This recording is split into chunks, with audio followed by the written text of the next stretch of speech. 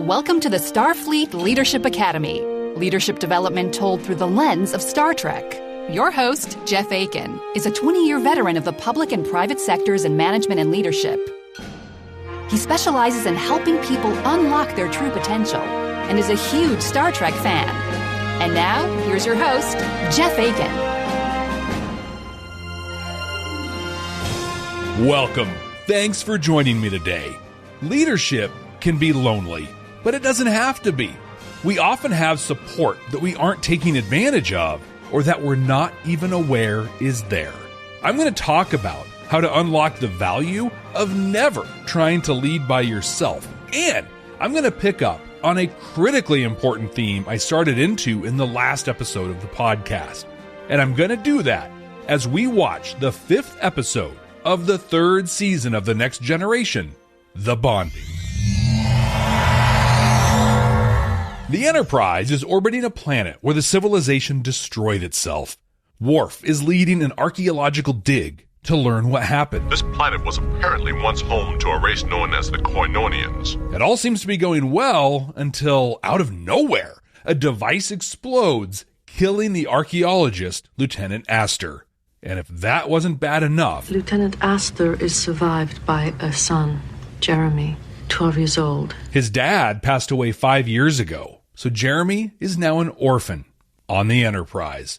Picard and Counselor Troi go to tell him what's happened. On the bridge, Wesley Crusher, whose dad died on a mission Picard led years ago, feels the pain of this moment. He had to do the same thing for me. He doesn't really know Jeremy, but he empathizes with what he's about to go through. On the way to talk with Jeremy, Picard talks with Troi. He questions if having families aboard the Enterprise is really such a good idea. She hears him out and offers encouragement for him as they go to deliver the news. Jeremy's shocked, but he receives it stoically. I'm all alone now, sir. Data visits Riker to ask about how people process death and the questions that people ask about it. Why do you ask the question? Since her death, I have been asked several times to define how well I knew Lieutenant Astor.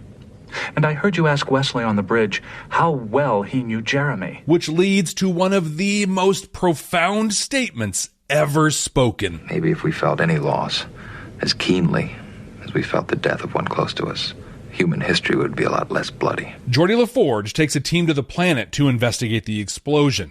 Looks like weapons left over from the war where the Koinonians destroyed themselves. Worf is really struggling. He's angry that someone under his command died so senselessly. He talks with Troi about it, who is absolutely amazing. Go on. He feels a responsibility to Jeremy. He tells Troi that he wants to perform a Klingon ritual, Rustai, with Jeremy. It's the bonding. Troi strongly discourages him from doing this. She says that Jeremy still needs to process his grief and his loss, and that this ritual will do much more harm than good at this point. Jeremy spends time, weirdly, alone, like they just leave him in his quarters by himself. It's weird. But he's spending time watching family videos. Worf drops in, luckily not to perform the ritual, but to talk with him, to try and take some responsibility. But wow, he really blows it. Did they also teach you that every Klingon hopes to die in the line of duty as your mother did? Dude, way too soon. He makes it all about him and his traditions, and it goes just about as well as you'd expect. On the bridge, they're picking up some weird energy readings from the planet around the same time that... Jeremy! Mom? Whoa! All of a sudden, she's back. Lieutenant Astor is back and hanging out with Jeremy. He's a little weirded out. He's got questions, but this version of his mom is trying to convince him that it was all a misunderstanding and that now they're going to move down to the planet's surface and live there now. Being 12 years old and having his mom back, he's all for this. Searching for the unknown presence, Worf finds her, but she takes Jeremy to a transporter room. Picard and Troi intercept them and try to talk them down, but it doesn't go well. Geordi, the engineer, he's able to temporarily disrupt the weird energy signal, and she disappears. Troi takes Jeremy back to his quarters and now they look just like his home back on Earth. He's getting understandably very, very confused. Fake Mom is back and continues making her case. She just wants to protect him.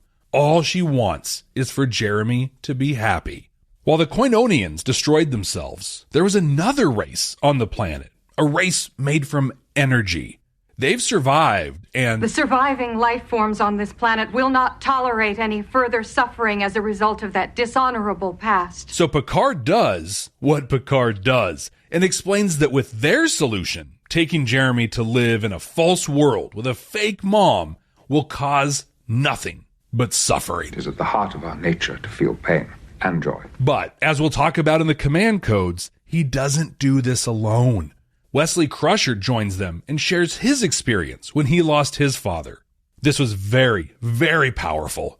Jeremy cries, feeling the loss finally. And now he's angry, just like he should be. The energy being understands and returns everything to normal and returns to the planet. With Troi's support, Worf and Jeremy perform the Rustai, the bonding. We will be brothers. When this episode came up last week, I said it was a Worf and Troi episode, and boy was I wrong. This is a Counselor Troi episode, and it is a really good one for her. But for Jeremy Astor, wow. This little dude is gonna need a lot of ongoing help and care. The Starfleet Leadership Academy is supported by listeners just like you. Click the link in the show notes to support the ongoing production of this podcast. This episode was, honestly, better than it deserved to be. It was a little confused, I think, with what it wanted to be.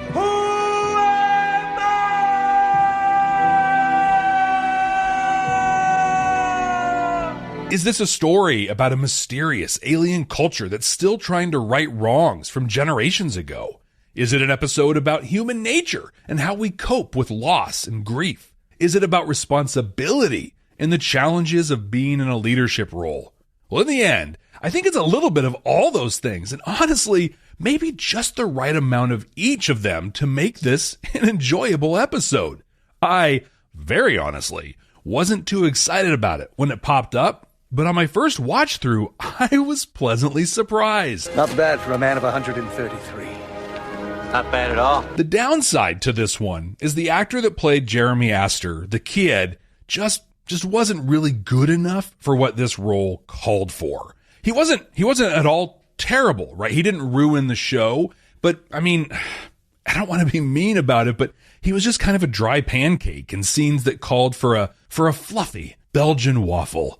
Luckily, he was surrounded by people really bringing some great performances, most notably Will Wheaton. Do you ever think about him, Mom? He carried a heavy storyline through this and brought in the big swings for the climax. He was actually just absolutely awesome. This episode aired in late 1989, which might be one of its big drawbacks as well. Like, Jeremy and Worf are brothers now, but we don't even hear this kid's name ever again. He doesn't even get a mention. The very idea of carryover storylines was unheard of at this time, and that's really too bad. The name of the podcast, Babylon 5, for the first time. Like, frankly, they could have dropped the whole Rustai storyline altogether, and the only change to the story would be that it'd be, I don't know, about 3 minutes shorter. If he ever even got a mention again or showed up in an episode, then it would have been important. Instead, it's just another footnote on Klingon culture that we keep in our back pocket for, maybe someday. But aside from the powerful leadership stuff that we're going to get to here shortly, the episode did a great examination of how we, as humans, deal and cope with loss. This is especially poignant for me, and I watched this episode a little differently because I lost my dad back in March. In the last 2 years, I've lost both my parents, and I really identified with a lot of what happened in this episode. At a macro level, the show uses Data's character really well. He's such a great mouthpiece to straight up ask the big questions. He and Riker are reflecting on Astor's death. Just human nature, Data. We feel a loss more intensely when it's a friend. But should not the feelings run just as deep, regardless of who has died? Oof. That's some big stuff. In the 65th episode of the podcast, where we watched TNG The First Duty, I shared one of my moments of many existential crisis around death. And this conversation really echoes that. People die, literally all the time. But life goes on, and far too often, with little more than even a passing thought for the loss. Now, we can't feel every loss the way we feel it when it's someone close to us. I mean, we'd just be crying all the time, nonstop. But we can pause and reflect on the value of a life and the other lives it touched. Back in the throes of COVID, on May 24th, 2020, the New York Times marked the 100,000th death in the U.S. attributed to COVID by printing the names of 1,000 people that had died. It took the entire front page. I'll tell you, it's one thing to hear 100,000 deaths, and a very different thing to see even 1% of that printed out. I very much encourage you to DuckDuckGo that story because it is wildly impactful. I keep a screenshot of it on my phone to remind myself that people are more than just a number. And the thing is, we have totally eclipsed that now, and it feels like little more than an afterthought. More than 1 million lives cut short across America. At the time of this recording, according to various news outlets, there have been over 54,880 people that have died in the Ukraine-Russian war. Now, that's a lot of people, but we see stuff like this all the time. And frankly, we are desensitized to it. 50,000 dead here, 123,000 dead there. I mean, they're just numbers, and big numbers at that. Riker here challenges us to reflect on the names, the families, and friends of these numbers. If we were to do that, especially all the way back to our earliest times, to quote him, the story of humanity would be a lot less bloody. At a micro level, this episode really gets into it. The thing that really hit for me was the theme of people pretending to be okay when they aren't okay. Being stoic, not overly emotional. How to deal with women when they get totally emotional. Being brave. This is not okay. This needs to stop. This episode showed how important it is for us to experience our grief and our loss and not pretend that it doesn't exist. We heard about it in Wesley's story, and we watched it happen with Jeremy Astor. Despite his shortcomings as an actor, when he finally opens up and cries at the end of the episode, you can feel the release. It is very powerful. There's a great scene that addresses this perceived need to be strong through tragedy like this between Picard and Troi. How's the boy? He's being very brave. Good. No, he has to get past brave. Now, I am no counselor, but this really feels like an excellent example of toxic, strong leadership and how it doesn't line up with reality. She straight up called him out on this, and it was great. In fact, this entire episode was great for Troi. I think this episode's big win is that we saw therapy in action and saw that it's real and that it really works. For people that haven't experienced therapy, there's this stigma that it's all touchy-feely and probably just a waste of time. This episode in 1989 showed that it not only helps us to feel and move through our emotions, but also helps us to make better decisions and to be more effective in whatever it is that we're trying to do. I did not expect to feel this way when I first started this episode, but I highly recommend taking the time to watch through this one. Command codes verified. As a leader, have you ever felt alone? I can tell you from experience that it is a terrible, terrible feeling when that happens. I'm going to call out the amazing theme in this episode, though, that demonstrates we rarely are truly alone. We just don't always know where to look. I'm also going to talk about one of the hardest parts of our job, delivering bad news. And first, I'm going to pick up on a theme I started in the last episode. One of the big secrets to effective leadership. Don't take it personally. Come to Quark's Crush's Fun. Come right now. Don't walk. Run!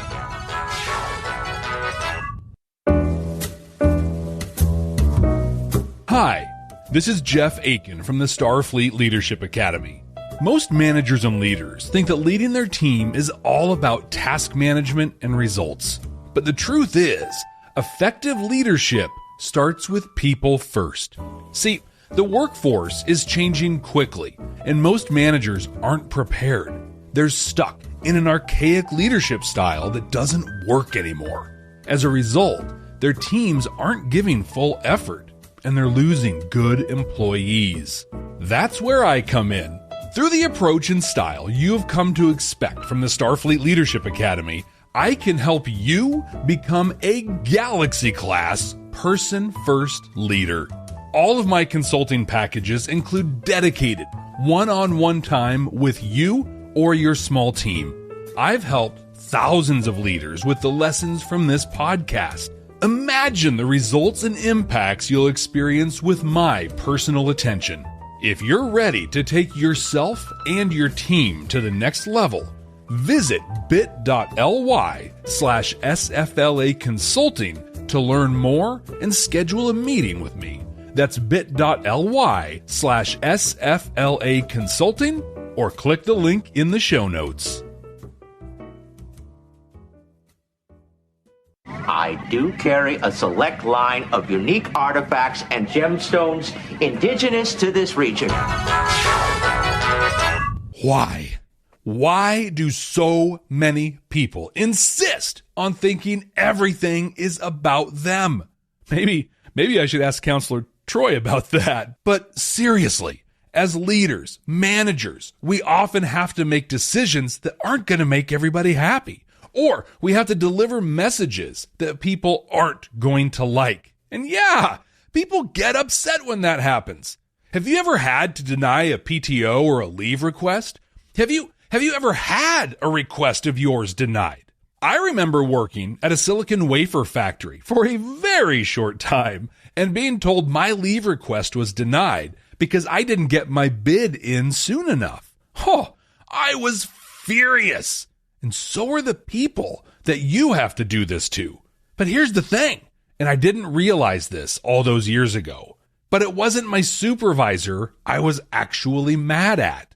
Like, I sure thought it was, but it doesn't matter who was in that job. I mean, the rules is the rules. Rules are for fools, rules are for fools. Save your stupid ruling for fools that need some schooling. I was actually mad at the policy. So remember this when your team gets mad at you. In almost every case, it's the policy, the rule, the message, or the whatever they're mad at. You just happen to be the human in front of them delivering that message. Now, if you're a jerk and are just plain mean to people, or you slack off and you don't follow through on things you've committed to or that people expect from you, okay, yeah. In those cases, they probably are mad at you. But as a listener of the Starfleet Leadership Academy, I am positive you aren't any of those things. Are you?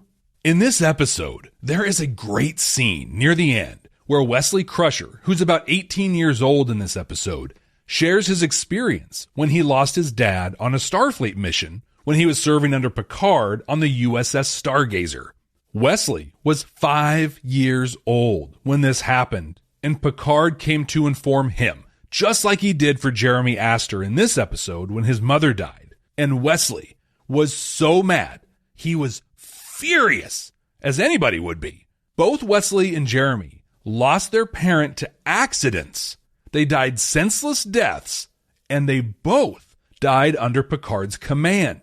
But time often brings wisdom, maturity, and Wesley shares that here. I was angry at you. How long were you angry with the captain, Wes? For a long time, but not anymore, sir. Not even a little. He grew to understand that he was mad because his dad died, not because of anything Picard did. I wanted to share this because, in my experience, so many leaders, so many managers start making their big mistakes, start second guessing themselves, start feeling more and more stress, leading to burnout because they buy in to the anger. They believe that the person is actually mad at them. I've managed at various levels in a number of transactional production environments where we could rate an employee's performance, essentially, based on the number of widgets they pushed out that met standards. What have you done for me lately? In environments like that, turnover tends to be high. There's a set standard, and your people either meet it or they don't. When I was a direct supervisor and had to hand people their final checks and accompany them while they cleaned out their workspaces, this lesson became very apparent to me. Like, I had people cry. They argued with me. Some yelled at me, and a handful even threatened me. Your soul better belong to Jesus. Yeah, I had a dude literally say that to me. Now, luckily, he never showed up back at the office, but still, wow. If I had taken that all personally, I would have given up the management game a very long time ago. But I used it as a litmus test, right? Did I do everything I could to create the environment where they could choose to be successful? Did they know what was expected? Did I make them aware of how they were performing? Did I make it clear that they'd be let go if they didn't hit the standard? If I'd done all of those things, then it wasn't anything personal. I had created the environment for them, provided the information, and they either chose not to do what they needed to, or they weren't capable of it. And hey, I want to be clear here. Not being capable of spitting out 1,000 widgets a week doesn't make you a bad person. It just makes you not a good fit for that job. Now, I've managed in a lot of these shops, and I could never be successful actually working in one, right? The right skill for the right job. But because I'd worked that all out, because I understood they weren't mad at me, but were understandably upset at losing their job, I didn't take it personally. You're taking this very personal. Tom, this is business, and this man is taking it very, very personal. At all. And that helped me to be more compassionate. I was able to focus on delivering the message in careful and in a gentle way that acknowledged their value as a human, but also made it clear this wasn't the job for them. Had I been taking it personally, I would have crafted my message in a way. In fact, let's do this. I imagine that you have either fired someone or maybe even been fired, or if nothing else, you've seen it on TV, right? How often do you see it go down like this? So, I wanted to meet with you and let you know that we really appreciate everything you add to the office here. You're friendly. Everyone appreciates that cool thing that you do sometimes. Unfortunately, you're still not hitting your numbers, so we're letting you go. It's not that you did anything bad. We just need people spitting out widgets. Something like that sound familiar? You start with something nice, then drop the bomb, and follow up with something nice again, right? I've heard it called a shit sandwich. A pile of bad plopped between two decent slices of bread. Well, here's the thing. The bread, the nice things you say, those are only there to make you feel better. It does not soften the blow. It does not help them feel better about this. It's just a mechanism we use to try and make us not feel so bad about what we're doing. But if you understand this isn't about you, it isn't personal, then you don't need to serve that sandwich. You can carefully and compassionately deliver the message, and you can both move forward. Now, to be clear, just because I didn't take it personally does not mean it was ever easy to do. No, it was the worst. Even now, talking about those days makes me kind of queasy. Yes, I did all the things I needed to do, and they made their choices, but I still had to look another person, a human being, in the eyes and tell them they weren't wanted here anymore. They weren't welcome here anymore. And that's not easy to do. I am grateful that I've never had to be the person that has to do what Picard does, though. I've never had to notify a family that they've lost a loved one.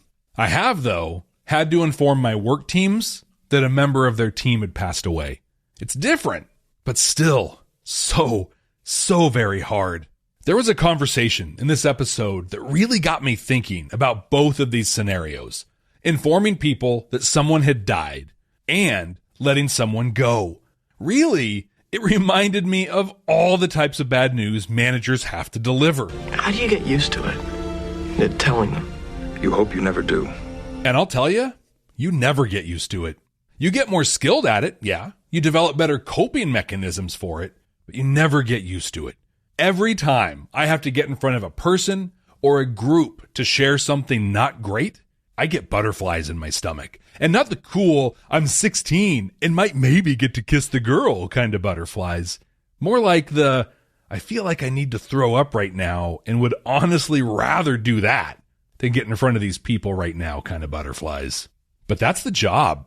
I've often said that one of the key skills managers need that we rarely actually recruit for is their ability to tell people no and to disappoint them without negatively impacting the work environment or culture. Now, back in early 2020, one of my team members died, Doug. He worked at the reception desk for one of the programs I managed, but I'd known him for well over a decade. He was liked and respected by the other 65 or so people that we worked with. His wife called me the night he passed, and after I worked through my own initial grief, I began preparing myself to tell the team. I knew I had to do it first thing. I spent some time that evening and then in the morning thinking about what I was going to say and how I was going to say it. This was especially hard for me because I'd known him for so long. I got to the office early and had arranged to meet with my supervisor. He was great, very compassionate, super understanding. We talked through my plan to deliver the news. He had some incredible insights and advice that he offered. And then we both went in and pulled everyone together. I delivered the news, and I broke down into tears, and everyone started immediately supporting each other. It was beautiful. I mean, it was horrifying. It was awful, but beautiful in that kind of way only something like that can. I left the office afterwards. I actually went to the mall that has since closed down so I could walk for a little while. Then I came back to work. I did the things I needed to do. Now, on the scale of firing someone to telling a family that one of their loved ones had died, this was pretty high up there. But the same principles apply across that scale. Remember that this is not about you. Do not take it personally. It's not going to be easy, and it shouldn't be easy. And the next thing I'm going to talk about, don't feel like you have to do it alone. When Worf and Troi are talking through Worf's reaction and feelings on losing a member of his team, he exposes what a lot of people think leaders do, and Troi masterfully corrects him and shares what effective leaders actually do. A leader must stand alone, as Captain Picard does. Captain Picard talks to me. An effective leader never works alone. They seek guidance, counsel, wisdom. Many actually hire a trusted consultant just to talk through scenarios and to get a different perspective and oftentimes advice. And some of the super effective ones hire that consultant here through the Starfleet Leadership Academy. Check the show notes for more on that. In the execution, it might look like that leader is alone, right? I think about government leaders as an example. We often see just the president or just the governor behind a podium delivering the message. Tomorrow morning, the White House is sending a bill to Congress for its consideration. It's White House Resolution 455, an energy bill. Back in 2019, I actually served on a task force for our governor. There was a group of about, 20 of us, and our meetings included so many others, right? Experts in their fields, advisors, policy, economic analysts. We would meet sometimes for hours on end, but all of that culminated with her behind a podium delivering a condensed version of what we as a team had determined. So when you see a CEO, a politician, or even a team lead delivering a message, know that almost all the time there's a small army, sometimes a very large army, of people behind that one person. In most environments, like the Enterprise, we can say, Jeremy, on the Starship Enterprise, no one is alone.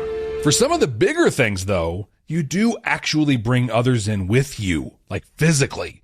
You'll see this in presidential press conferences sometimes. The president comes out, makes some big announcement about an executive order or something like that, and then hands the podium over to the expert in the field to go into more detail or to answer questions. When I've testified in front of our state legislature, I have both brought someone with me and I have been the person that someone else brought with them to respond to specific questions or go into more operational detail. In this episode, Picard brings Troi with him when he interacts with Jeremy Astor. He knows that delivering the message is his responsibility. He's the leader, but he also knows that he doesn't have the expertise. He doesn't have the skills or, honestly, even the interest to provide Jeremy the care and support he's going to need. But Worf is desperate to take responsibility. I must accompany you. I commanded the away team. I appreciate your offer, Lieutenant. This is my responsibility. But Picard is right to take that on. One could almost make an argument that Worf could accompany him to observe and learn, but put yourself in the shoes of a 12-year-old that is being told their only parent has just died an unexpected death. 3 adults. One, the big shot captain dude, and another, an almost freakishly large, aggressive-looking Klingon. Yeah, maybe not going to go so well. But you know what Picard did do? Who he did bring? He brought Counselor Troi. He brought the person that could respond to specific questions and provide meaningful care and comfort to Jeremy. There is not a single one of us that is all of the things. None of us are experts in everything, and none of us can look at a scenario or prepare for something and see all the possibilities. That is why we need diversity. But like I have said many, many times before, diversity on its own is meaningless. You have to actually use what it offers. And that, at its simplest, is different viewpoints. That is the power of asking for advice. That is the power of seeking counsel. That is the power of a trusted consultant. It's the power of not being alone. I want to share some new reviews with you. Big Jags on Apple Podcasts says, interesting angle related to business. This podcast is interesting because it uses the Star Trek shows as examples of great leadership. Jeff gives specific and actionable insights and activities related to leadership. Fun to listen to even if you don't watch Star Trek. I guarantee you'll learn something. Thanks, Big Jags. Also on Apple Podcasts, MJ217 says, love the approach to leadership practices. I'm not a regular fan of Star Trek programs, but I'm super impressed with this podcast and the energy in each episode. I like the premise of using episodes of the Star Trek universe to pull out timely leadership practices and tips. Nice work. Definitely recommend this for any leaders, especially if they love sci-fi. Thank you, MJ217. One more, also on Apple Podcasts, OTBL1 says, very well done. I am not a Star Trek fan, not because it isn't entertaining, rather, much of its core messaging is extremely problematic. That being said, Jeff creates a very entertaining and well-done podcast that really draws you in. His message is distilling leadership principles from the episodes, which is something on which we can all agree. Jeff's experience, humor, and obvious talent comes through each episode and leaves the listener entertained, engaged, and thinking. I don't know what else you could want. If you are a Star Trek fan, this is a no-brainer. If you're not, I still encourage you to listen. You will find, as I did, that it is well worth your time. Thank you, OTBL1. I so appreciate all the ratings and reviews that people leave for the Starfleet Leadership Academy. Just head over to Apple Podcasts, Podchaser, Good Pods, CastBox, leave a review, and I'll read it right here on the podcast. And to be sure I see it, take a screenshot and send it to me. You can get it to me on Twitter at SFLA Podcast, and most other social media at Jeff T. Akin.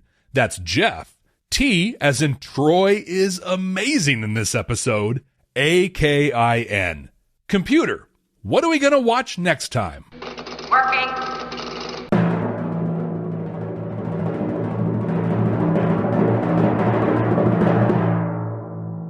Oh, wow. A theme emerges. Again, we will be watching the 5th episode of a 3rd season. But this time, it's going to be from the original series. And the children shall lead. Oh, I remember this one. TOS's 3rd season has some pretty interesting episodes, and this is very much one of them.